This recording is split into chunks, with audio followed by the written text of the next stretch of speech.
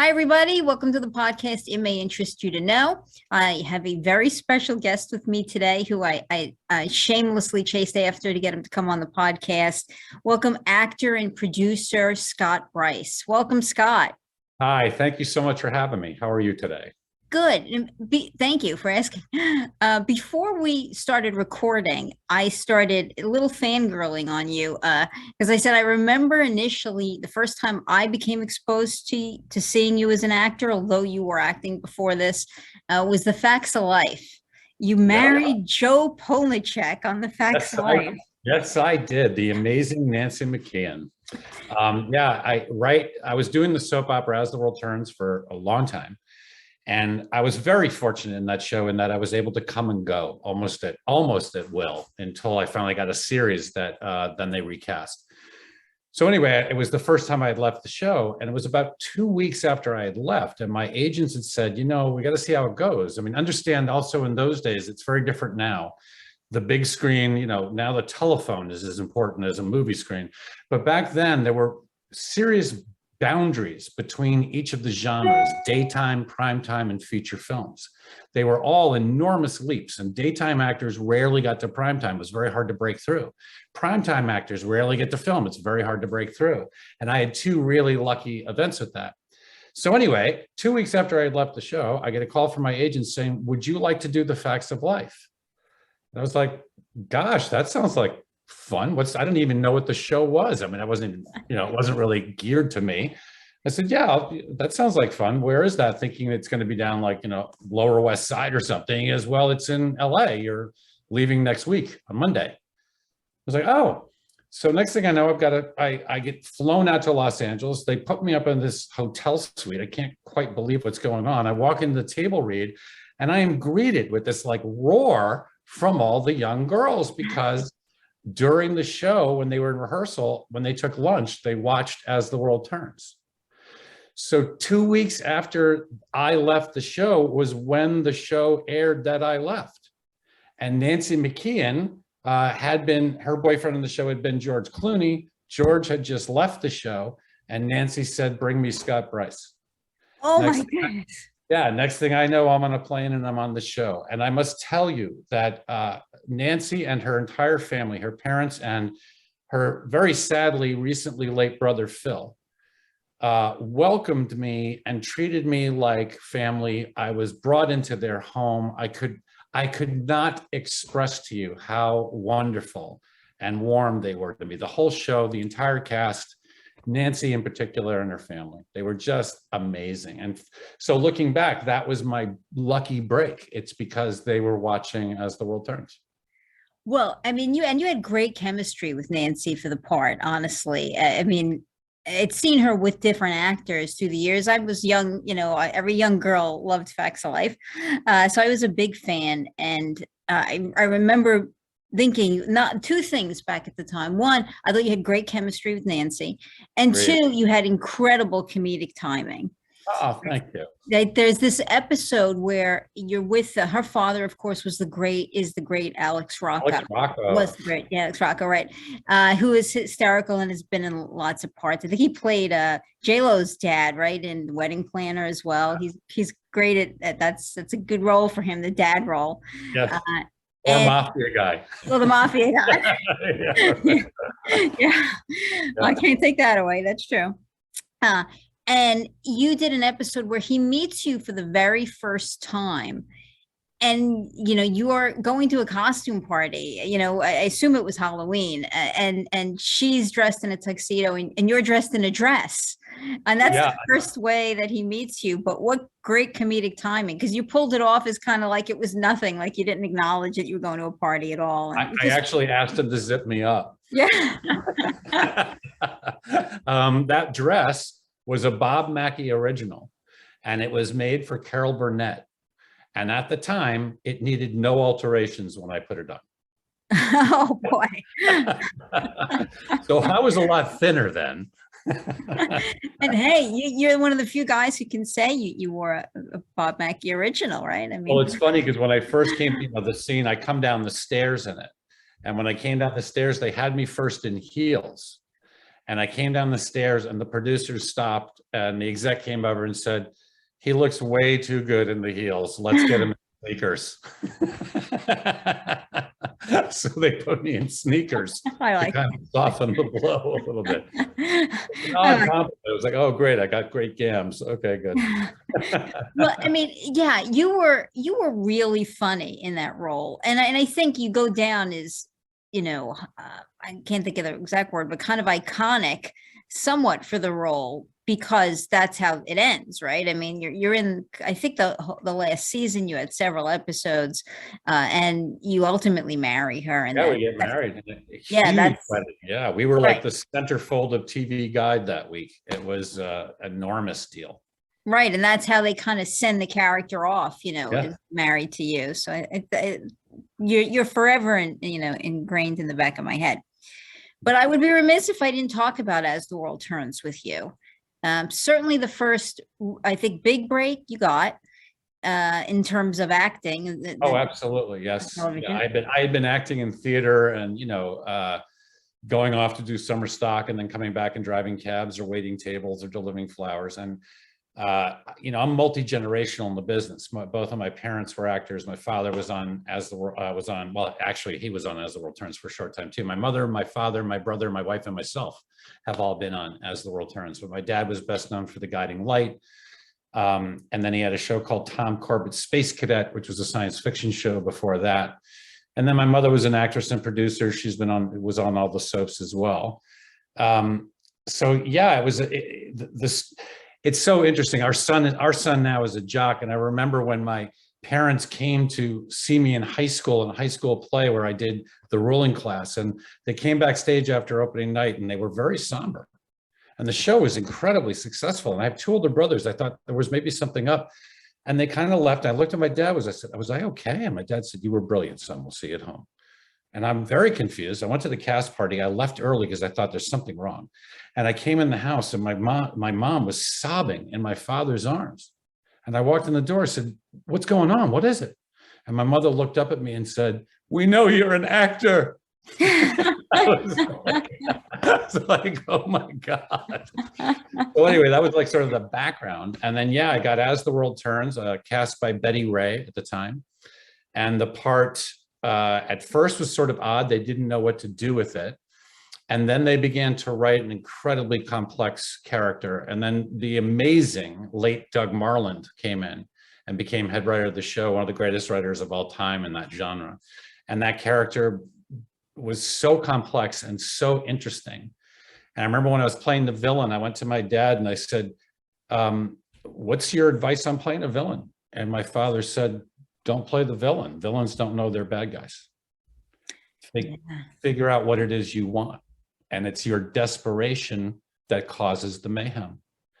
And that opened the door for who Craig Montgomery became, because this incredible need for family and for love, but at all costs. And so he just laid waste to everything. And that was a really complex character. So a fan used to write me, said, you're not the character we love to hate. You're the character we hate to love. And I thought that was really great. Then Doug Marland turned me into like a hero with the love stories with Sierra. Then I left the show and then it was Facts of Life. And then I married Joe on The Facts of Life. I had married Meg Ryan on As the World Turns. Right. You started with Meg Ryan, the young Meg Ryan back then. Right. That was the first wedding, was Meg. And then I married Joe on Facts of Life. I married Corky Sherwood, Faith Ford in Murphy Brown, that's right. And so, right. And then I married Annabelle Gurwitch on TV Dad. And then I almost married Lisa Dara on a series Popular we did years later. So I want to get up in my office, all of my weddings. I have like 5 of them on television. That would be pretty wild. Yeah, yeah. You put like a YouTube video out each ceremony. Each wedding. But yeah, that was an incredibly lucky moment for me to be able to get to primetime. And I didn't know how tough that leap was until I was in retrospect. And that's all because of Nancy McKeon. And I consider her a friend to this day. She's a wonderful, wonderful person. Oh yeah, I'm still a fan. I watched Dancing with the Stars when she was on too. I'm voting for her and everything. Me too. Yeah. So, I mean, you bring up that you were on Murphy Brown as well. What was that set like? Crazy and fun. You know, Barnett Kellman was the director. Barnett had directed me in As the World Turns as well. I got to work with a group of remarkably talented actors, as you know. I mean, Oh, that yeah. scene, they were incredible. It was also a personal transition time for me because I am 30 years sober as an alcoholic. And that Congratulations. was, thank you. Although it's not actually an achievement, it's a surrender. It's a complicated thing, but it's I'm very blessed that that happened. And so the first few Murphy Browns, it was sort of like at the end of my drinking days. And then the last Murphy Brown I did, which was our divorce, was when I was really sober. And then my career really started to move. And I was doing LA Law in a recurring role on that simultaneously. And then came 2000 Malibu Road, directed by Joel Schumacher, which we called the B Show because everybody in it had a last name that was B. It was Drew Barrymore, Jennifer Beals, Lisa Hartman Black, Scott Bryce, Brian Bloom, and then it was Tuesday night. Well, that's a great cast. That's some cast. Oh, it was an amazing show. It was an amazing show. So, and that was a lot of fun. Well, and I mean, I know you've been Emmy nominated. You've done, I can ski down the list of shows you've done recurring roles on.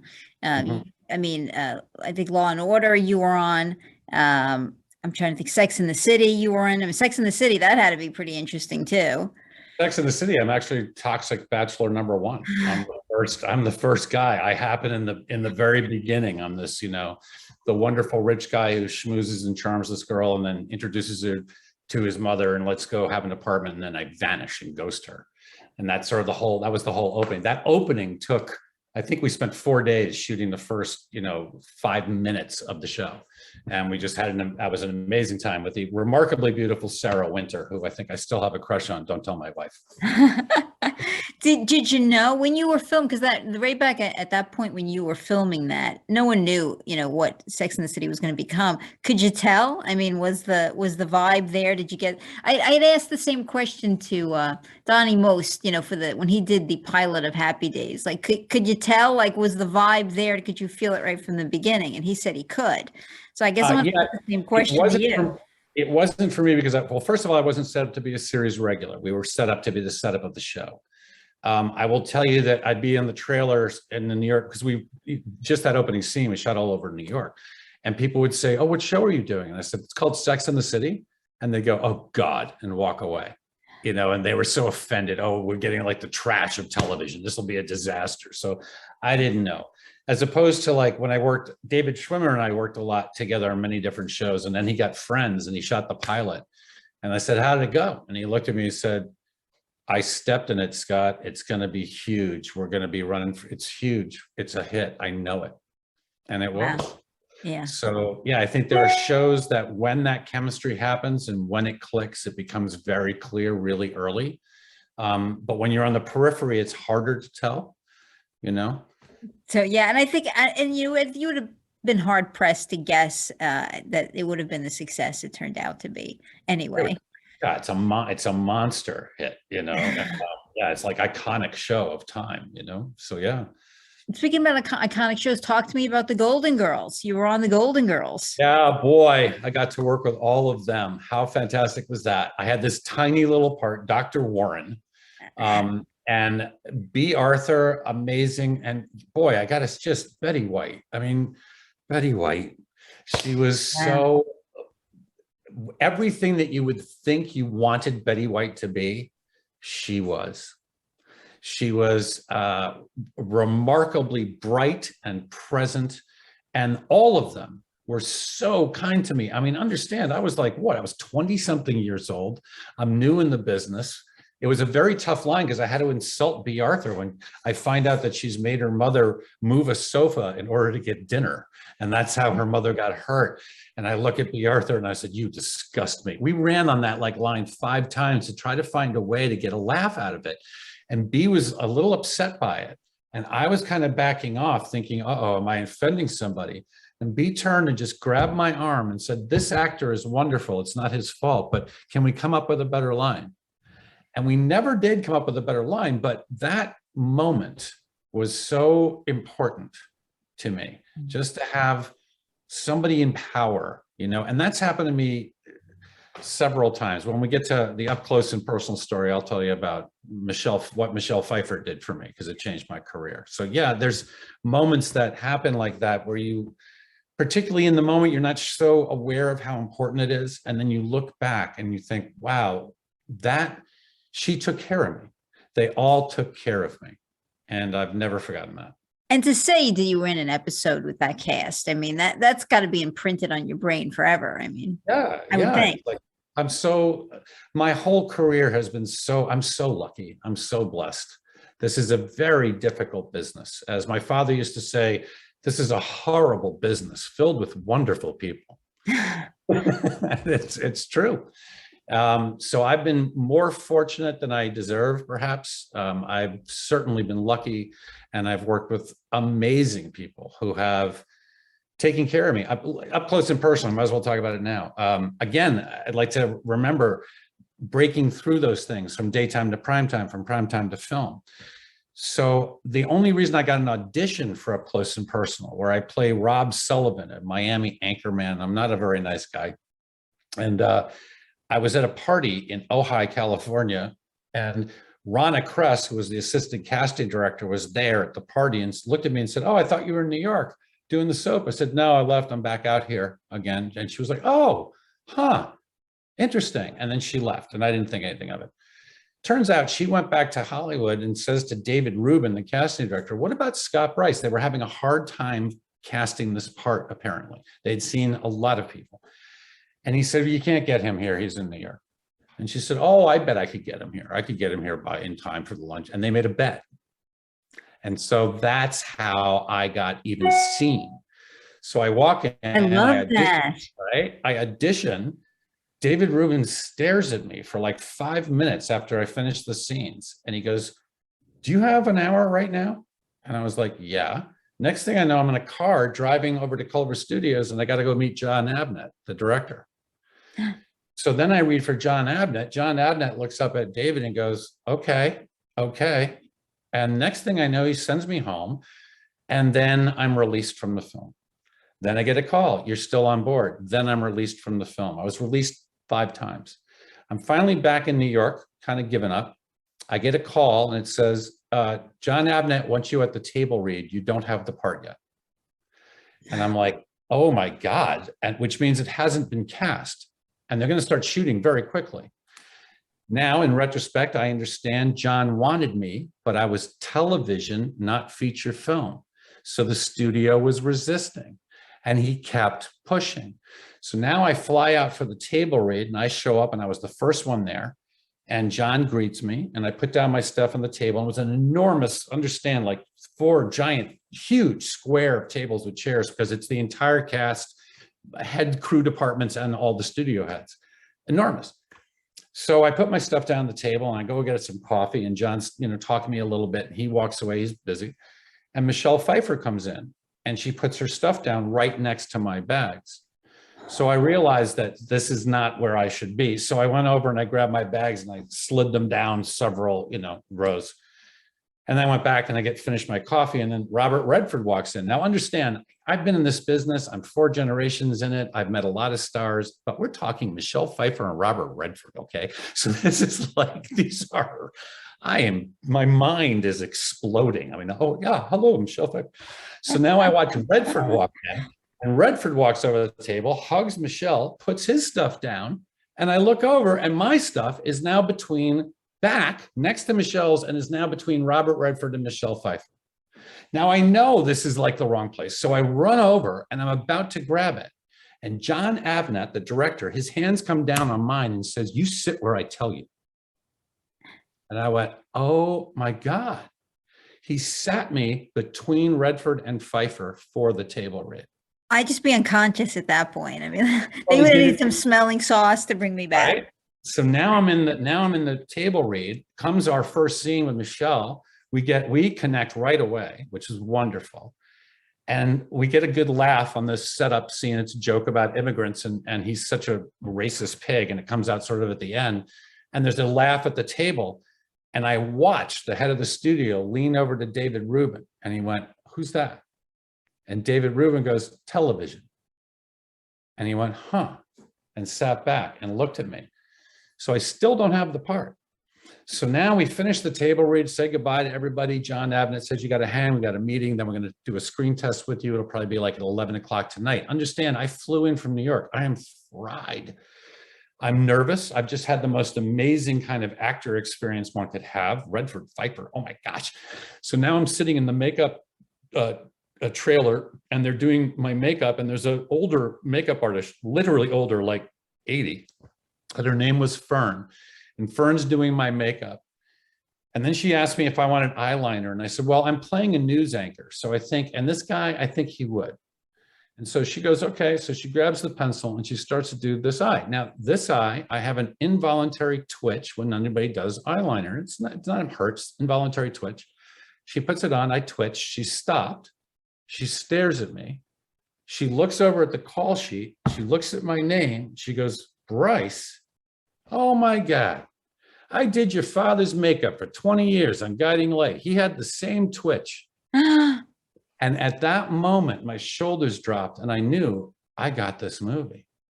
I could feel it. So I went in, did the screen test. I was completely calm. The director of photography came over, shook my hand, said, great job. I'm not supposed to tell you this, but I'll see you Monday. And he walks out. Then comes my first day of rehearsal.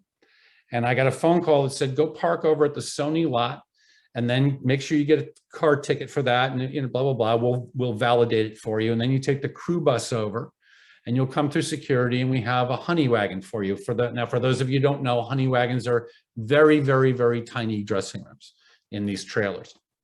And so I'm not complaining. I mean, I'm working with Redford Pfeiffer, you know? So facts of life, I wouldn't be in a honey wagon, but this is fine. My first big feature.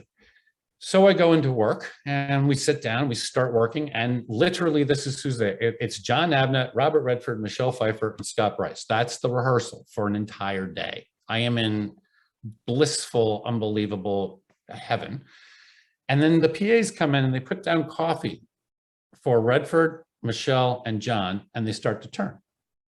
And Michelle Pfeiffer goes, excuse me?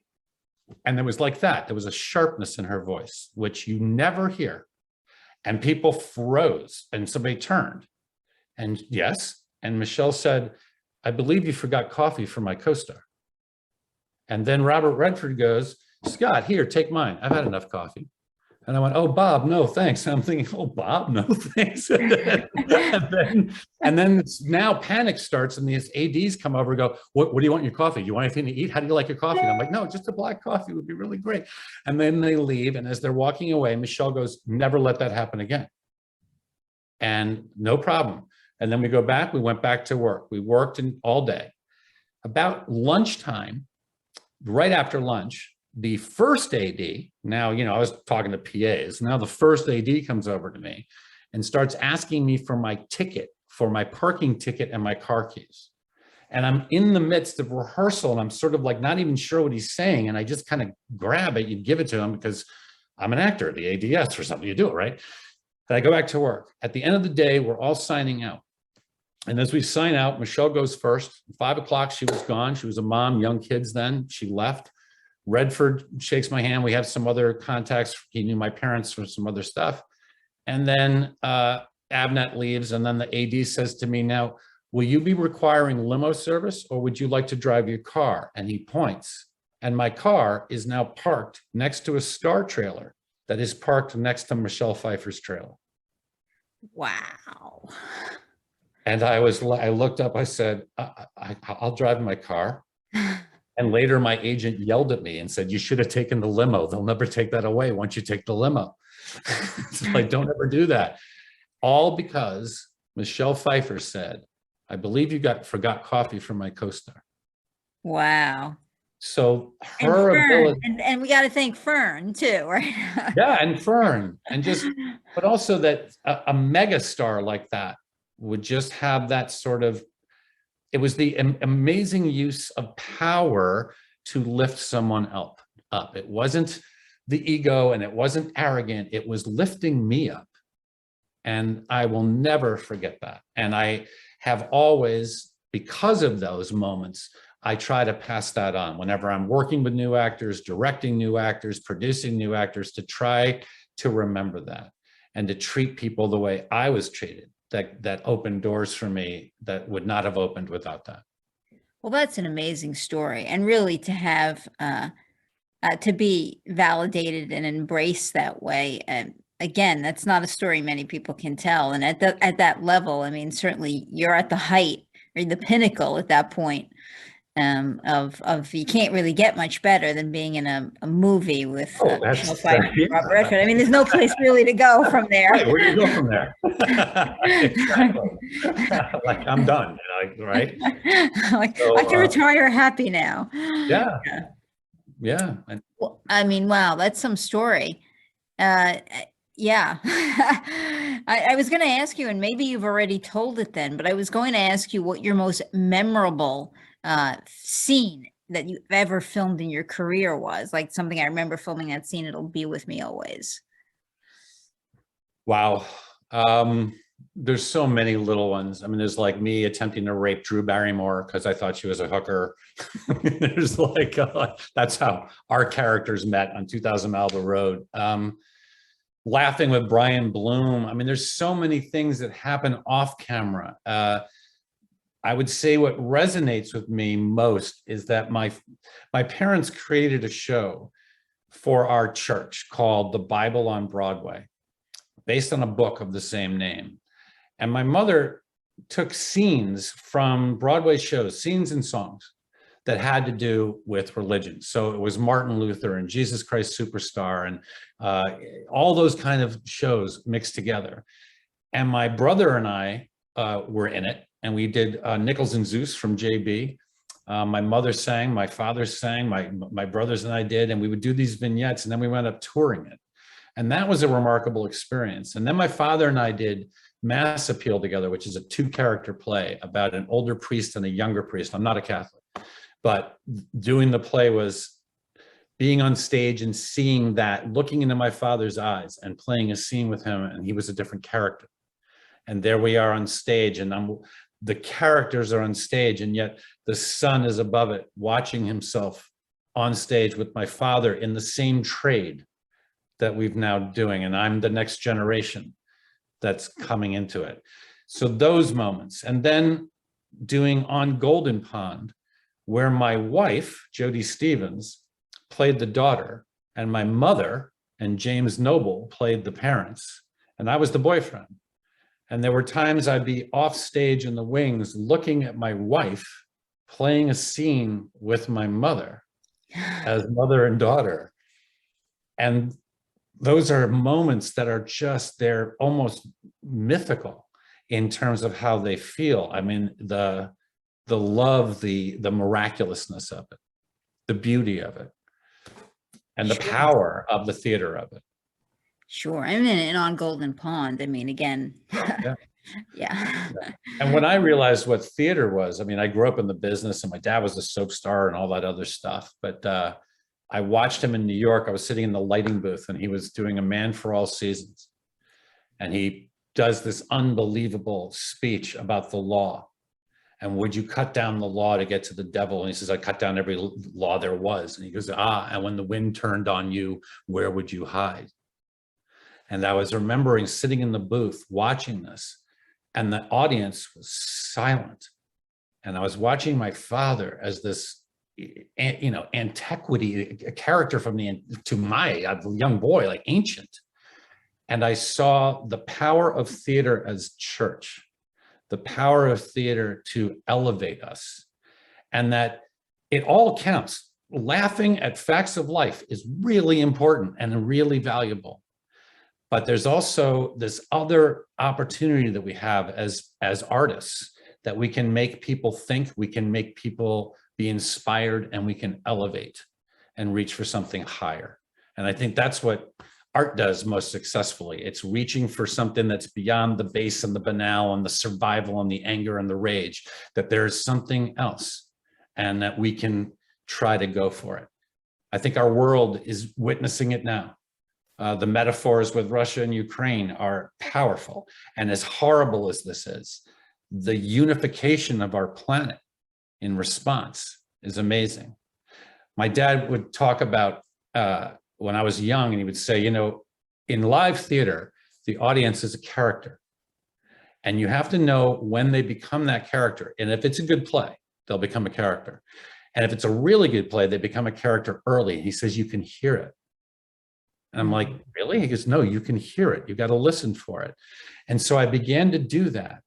And you think about this miracle of the theater, these people that don't know each other from all different kinds of walks of life, all different backgrounds, move into this room, the lights get turned off, we're watching other people. And then something happens. We start to laugh at the same thing. We get moved by the same thing. We cry at the same thing. We're jolted by it. We clap for it. And indeed, the audience becomes a character that the actors on stage work with. There's a give and a take that comes back and forth. And yet that unification of that audience into one being, that's like the miracle of the art of performance to me. That's storytelling. That's when we all resonate together and we go, yes, there's something we're all sharing. And we're in this together, this ride for good or bad. Wow, that's a really beautiful way to put it. I mean, this is a great time, I think, for me to ask a question that I'm always fascinated. I get all different answers to it because I believe that the creative process is very collaborative, and I've said it several times before, right? There's the writer and who has to write great material, but the actor who has to breathe life into, you know, the paper version of that character. And often they bring their own little nuances to the character that really make that character who they are. And then there's the cinematographer who knows the right, you know, the right angle, the right way to come at the scene. There's the editor who knows the right cut to pick when putting it together. I mean, by the time the viewer is seeing the end result, there's been so many hands in making this creative project. And I guess I'm fascinated by how creativity works for creative people. When you get a new script or a new character, you know, you're stepping into, what does the process look like for you? How do you create? I mean, do you just, do you meditate, you know, beforehand? Do you see the person as you're reading it and you develop it? How does creativity work for you? Well, it's sort of different depending on what my job is. As a writer, and this may cause backlash, but I'm not even sure we create anything. I think we channel. I just finished a script. It's a comedy script. It's moving very, very quickly, actually, called The Guild. And the quick elevator pitch is it's Galaxy Quest for mobsters. And it's this bizarre comedy with, like, you know, all these insane characters. And as I was writing this, it started as a joke. I had this chuckle of an idea. I shared it with Arnie Mazer, this actor. He laughed. He calls me 4 hours later. He goes, do you have a treatment? I mean, what are you talking about? He goes, well, I just told that little giggle at brunch, and there's these producers who want to see the treatment. So I banged out a treatment in like 4 days, and I don't even know what I was doing. It just sort of came. Next thing was, when's the script? And now we're actually budgeting and raising money. We've had a Zoom reading of the script with 16 actors that all came on board. No one said no. Everybody loves it. And as I was writing, and I've written a bunch of scripts, but on this one, I would ask the characters what it was they should do or say. And they told me. And then I would write it down. I'd be like, Cheryl, you got to get away from these bad guys. Where would you go? She goes, I'd go to the ladies' room, flip around my coat, put on a scarf on my head, put sunglasses, come out, find some other people I don't know, pretend I do, and leave with them. I'm like, that's brilliant. And I'd write that down. So, you know, and that's sort of how that happened. As a director, it's about, and again, it's stage or film, they're so remarkably different, but what's my palette? What's my picture? How am I telling this story? There's an arc to this general story. How do I focus that? And how do I make that resonate? As an actor, my job is to serve the script and to serve the idea. So what's the script? What's the meaning of the script? What's the arc of this character? And again, I'm talking about if this is writing of quality. If I don't know what the character is, I have to go do research. I have to go, what does a lawyer go through? What does a lawyer who works with divorce cases, what stress goes on that person's body and mind? And how does that affect me in the scene with my wife? Yes, because it's here. And so when she asked me for the coffee, yeah, I got it, because it's not about her. It's about all that stuff. And so you find out where the challenges are for the human, and then try to connect with the human. And then it's, the Stanislavski, what if? What if I was a lawyer, stressed out of my mind in a difficult, challenging marriage, and I've got all this stuff and I've got all this stress? What would I be? I can't be someone completely else. I can take the essence of who I am and project that into someone else. And when that someone else starts to get rich through rehearsal, eventually the character takes over the actor. And then I allow that character to step forward. And it's not like sickness psychosis, because I can watch it happen. It's not like I'm losing control. I actually can allow the character to fill it. And so eventually I know what my character would say. And then learning something isn't the problem. I know what my response will be to you, because now it's my response, because I know what my history is. So I always ask young actors that I teach, the most important things to me about a scene are, where are you coming from? What are you bringing? What just happened to you? How'd you get here? How was your morning? Did you eat? Have too much coffee? Where are you before you enter? And then, where are you going? And where are you heading to? And what's your plan? The scene is the interruption of those two things. And if you have that when you come in, you bring with it history. And then the scene changes you. And if that happens, now we're witnessing good theater. Now we're witnessing characters go through something. And as they do, an audience will open it up, and then it happens to them. Have you noticed? You watch something amazing and you feel it. You felt that love scene. You felt that. It's wow. It's so funny you say that. We had Crystal Chappelle on. We recorded her last week, and we were talking about a scene that she had done on Guiding Light, where she's literally had an emotional meltdown in the scene. She's crying, she's yelling at this building, but I mean, she literally just has a meltdown on screen. And I said, I can remember seeing that scene and feeling, empathy, real incredible empathy for your character. I said, and it took a few minutes before I realized, hey, they call cut and she went about her day, right?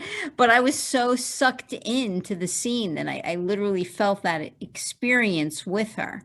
Right. And that's because she was there. And understand, that wasn't happening to her. I mean, that's one of the things that, for us as actors, we do suffer what our characters go through. And then we need to allow that to dissipate. And so they say cut, and now I'm Scott again. But Craig just found out his wife died. Not only did Craig just find out his wife died, but the stage manager said the executive producer wants to talk to you right after the scene's over. So you've got multiple things are going on. And then you've got to deal with that. So it gets easier the more you do it, because for me, I work in a method way with sense memory, and it's all about filing it away. And so the more I work, the more I experience, the more I do, then it's just tapping into that. And eventually that access can get very, very quick. And so the actor doesn't have to work so hard. The actor has to open the channel and go, yeah, I need this one from column A, one from column C, and he's all stressed out from column D, let's go. And then that fills the what if, what is this moment? Who is this guy? And understanding, don't play evil, because that's this. Don't play good, because that's only God. You have to play us, which is the complex, flawed people that we are, trying to do the best we can. Perfect. Perfect. I've never heard it quite put that way. That really is cinematic genius.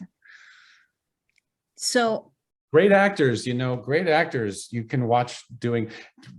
Hitchcock said, somebody said, what's a great movie star? And he said, somebody who can do nothing really well. And the first time I heard that, I was so offended by it. And years later, as an older, mature actor, I totally get that. It's if you can be present, still, not moving, and full, it's riveting. And that's great. That's like a great actor. You look up, what's that? You know, Denzel Washington. Oh my God. Without barely moving, he moves so minor, the stillness, but it is so deep, so full, so rich, so much history that you are compelled to watch it. Sorry, I interrupted you, Tom. No. I mean, I think what you said is like I said, it's kind of cinematic genius. Creating, I think, and everybody has something different. Like we talked to Matthew Dix, he's a writer, and he said, I never plan my novels ahead of time. I just can't. I can't write like that. You know, other people can write and they sit down, they put an outline, they kind of figure out where the story's going. He said, I can't. The characters talk to me. And that's the most comparable thing that, like you said, you know, he starts out, he said, I have an idea of something I observed maybe 10 years ago, or my wife said to me 10 years ago when I was filed it away, like that would be a great story. And then when I sit to write, I let the characters take me there.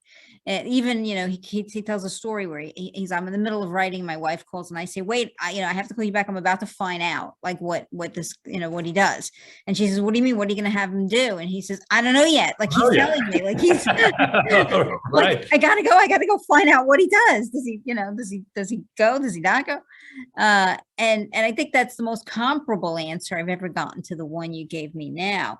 But I can't imagine being in that space. I think that's fascinating. And I think probably some of the greatest creations must come from that. Well, I mean, this last script, I've worked on scripts I've worked on that have almost gotten made into movies twice. I mean, the amount of effort I put into it, and this one wrote itself. I mean, there's like 38 drafts, you know, but it just kept doing it. And whenever I tried to impose myself onto it, it didn't work. And whenever I backed off and let me tell, what are the characters going to do? And they've become so rich and so funny and so specific.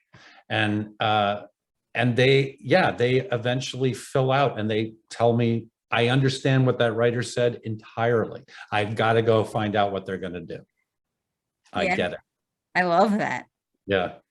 So you have a few other projects. I mean, I want to get to everything you're doing now, but you have a few other things I want to touch upon. I know you did a Beacon Hill with Crystal Chappelle. Yeah, I mean, first of all, I can't. I mean, you know, Hillary Bailey Smith was in it. I mean, Hillary Bailey Smith played my sister on As the World Turns. I can't say no to my sister. She was one of the producers. And Crystal, I have great respect for.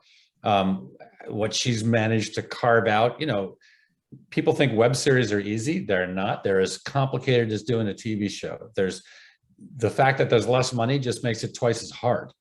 It doesn't make it easier, but she is a producer director and has a theatrical work ethic that I knew that I could trust this. It's not going to be bad. And she's a trailblazer in the web series genre. I absolutely see her as a trailblazer. Yeah, absolutely. And has been really successful at it and is continuing now. They're shooting now. They're shooting stuff in Los Angeles as we speak with Hillary Bailey Smith, my partner, on a different show. Yeah, she's got like Gotham and series that have been running a long time. And that's very impressive. It's like if a restaurant stays open for more than a year, it's really impressive.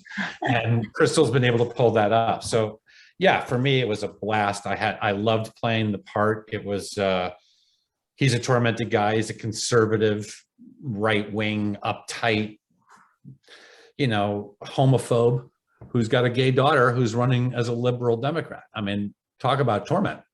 And that's fascinating, that tension between I love my daughter and I hate what's happening. And that was kind of fun. And you did a show with Whoopi Goldberg too. I did a couple episodes with Whoopi on the Whoopi show where I played George Bush's campaign manager in New York. So obviously our characters were not simpatico, but yeah, I had a lot of fun on that show with Whoopi. That was really fun. We Is had a she real funny? I imagine she's funny in real Oh, life. absolutely funny and kind. And we would work out comedy bits together in terms of timing, like doors opening. We added stuff that would work.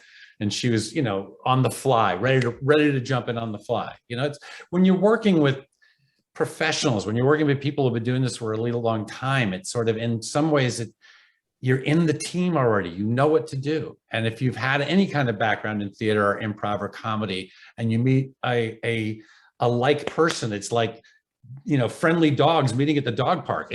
They've been best friends forever as soon as they get together. So yeah, Whoopi was like, it was amazing to work with her and a lot of fun. The whole show was great. It was really fun. And it's shot in New York. So I love that. And 30 Rock. I think I'm the only actor who's played two different characters on that show. Tina Fey would never allow that. She would say, no, no. But I've actually played two different characters. I was the cable guy, talking about sex and television, how other people generate it, and we just click through and make money. And NBC doesn't do anything. And then the wonderful Selma Hayek that I got to work with, when her father, right, yeah. So I've worked with some extraordinary people, wonderful. Again, so much gratitude. I've had a remarkable career that's not over. It's still going and still changing and still evolving. No, and I know now you're involved with a nonprofit organization working on theater for education of the new and up and coming actors. Yeah, I'm on the board of directors of the New Paradigm Theater, and we can be found at mptheater.org. And we are a not-for-profit 503c, whatever it is, not-for-profit theater. And we bring theatrical education into the inner cities in Connecticut, like Bridgeport, Norwalk, et cetera, to places that don't have it, systems that can't afford it. And again, we're not out to create thespians. That's not what I try to do. We are trying to create problem solvers and global thinkers and people that can think out of the box and people that can learn how to teamwork and together and create things. And we do a lot of alternative casting. The first show that we did Oliver, the famous musical, Sure. but we updated it. And so we set it in modern day Bridgeport. Paul Bogave, who's a Grammy winner and Tony winning musical director, updated the score and gave it a hip hop edge. And Maria Chernisky came in and gave hip hop choreography to it.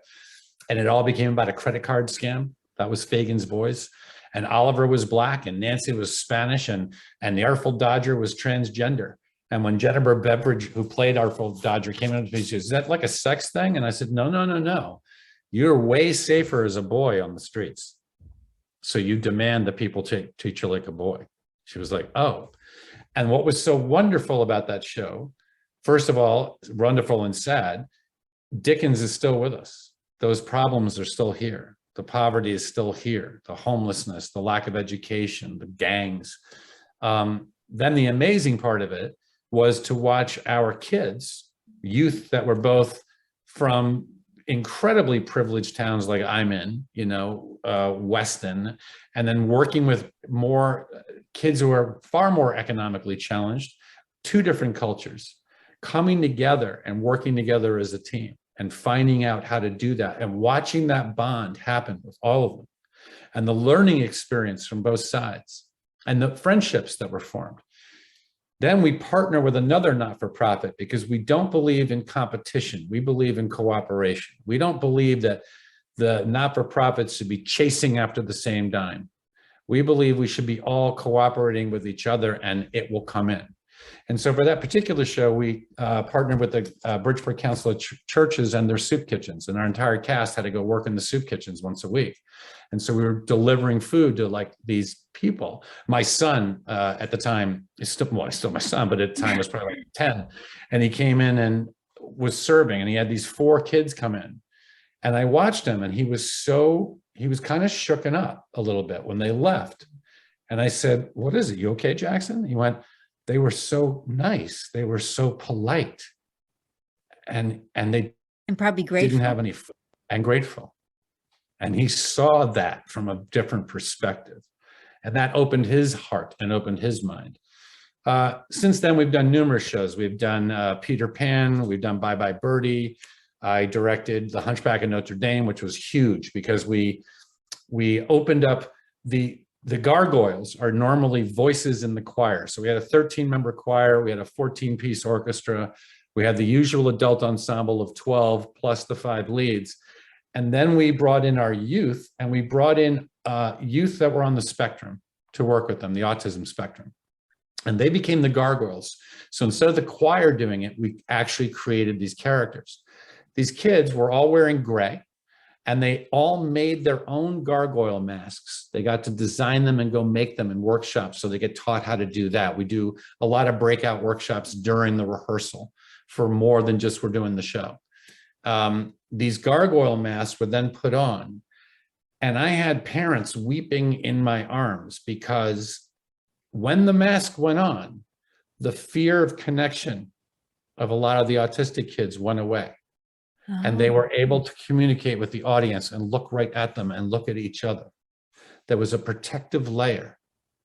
And so the gargoyles would all move on stage until, with Quasimodo, who was played by the remarkable actor Patrick Toombs, who himself has challenges. His legs never grew. And so he has these like intense braces and he can barely walk. And he's a remarkable talent, beautiful voice.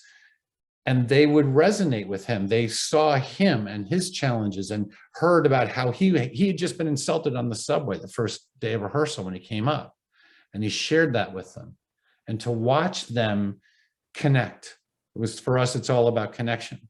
So when the show goes on, then the gargoyles are moving until an adult comes in, and then they freeze as gargoyles. And these kids would hold for like 11 minutes. And then the adult would leave and they'd move again. It was breathtaking. It was beautiful. So in that show, our partner care was the Burns Foundation, because we felt it resonated with Quasimodo. And so we wanted to have some kids who had been badly disfigured to be in the show. We couldn't make that happen, but we wanted to. So since then we did Footloose, Bye Bye Birdie. This year we are doing Disney's The Little Mermaid. Oh. And we are partnering with the Norwalk Maritime Aquarium and their educational outreach program. And so we're going to be going out into Long Island Sound and pulling plastic and garbage out of Long Island Sound.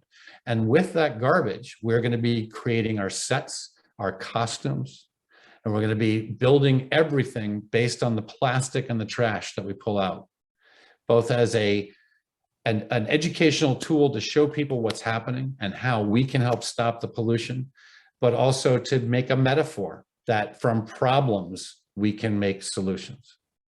I love that. So that's what we do. I love that. Can you tell us how people can learn more about it or get involved? Yeah, if you go to mptheater.org, we've got everything right there. It tells you who we are, who's on the board, what shows we're doing. You can see video of a lot of the events that we do, our Christmas shows, our all sorts of stuff.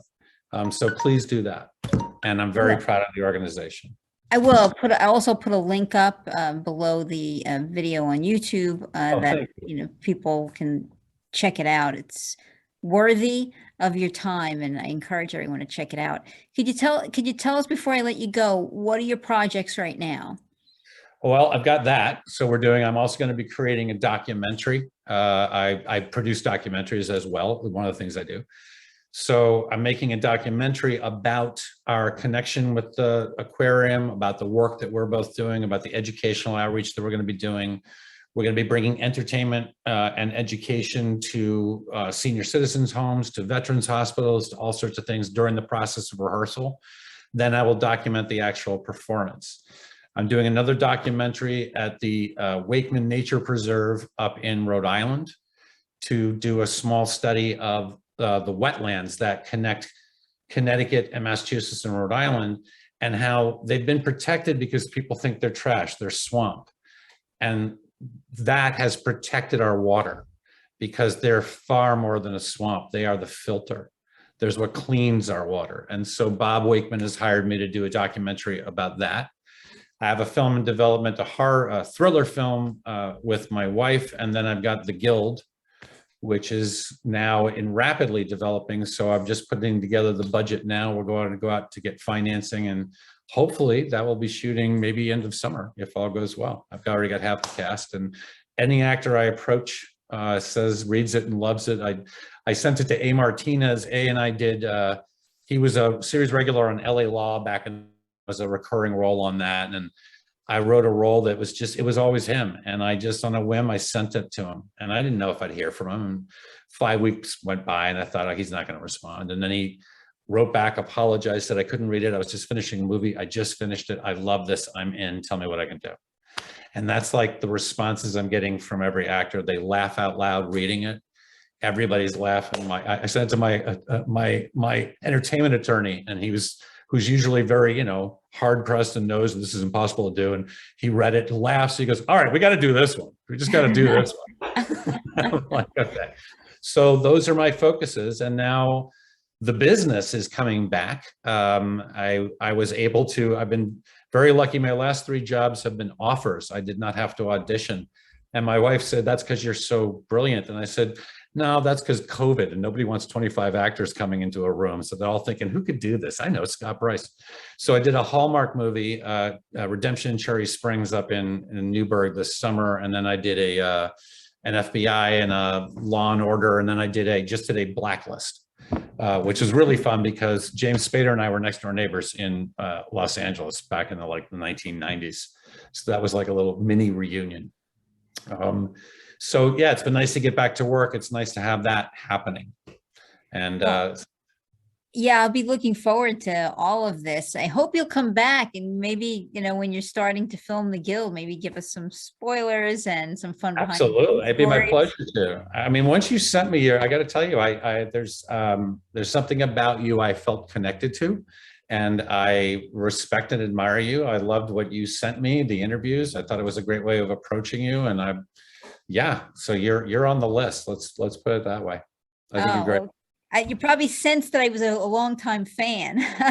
Well, I was very honored to hear that from Fact to Life. Holy cow. Yeah. Well, I mean, I have to say that was the first time, but I have followed your career after that. I didn't know of you from Days of, from As the World Turns. That was the first place I saw you, but then you made a lifelong fan. Like once I kind of fell in love with you on that, I followed you, after that in a lot of the stuff that you did. So I was familiar with a lot of other roles that you played, but that was the first one for me. So in my mind, you're forever, married to Joe Polnicek. Like that's how I guess I see you initially. I will be a forever fan of Nancy McKeon. And she's an extraordinary woman, and her family has been amazing. And she's lost now her father, and really tragically, sadly, her brother Phil, which is too bad because he also particularly went out of his way to make me feel comfortable and at home. They literally opened their home to me.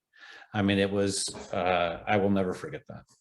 Sure, and he was an actor as well he was on Alice. He played the son on Alice, and many other projects. So yeah, he was a very good actor.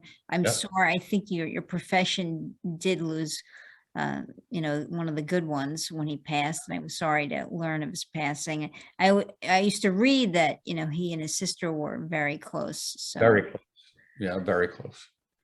And again, I still remain a big fan of hers. So I do think, I will forever see you in that light, but I do love everything you've done. I think you're an amazing actor. And after talking to you now, incredibly engaging in terms of your level of creativity and the like. So I'm going to be carefully watching, and I invite you to come back. I definitely want to hear the behind the scenes stuff when you start, filming your new project. Well, yeah, as soon as we get financing in place, I'll let you know, and then we get a schedule. And the movie was written to be shot up at Umbra Studios in Newburgh. So if that happens, I'll let you know and come over and visit while we're shooting. Oh, I'd love to. I'd love to. Thank you. Thank you kindly. You're very kind. And on that note, I'm going to say we're going to end goodbye, and that we're going to end the interview now. I will put links up so that you can find Scott easily on his social media, and links to the projects that he's working on, the theater project, which is a very interesting. I took a look myself before talking to him. It's not only interesting, it's heartwarming. It's a way to be involved. It's making a difference in the world. So please check it out. All right. Thank you, Scott. Thank you.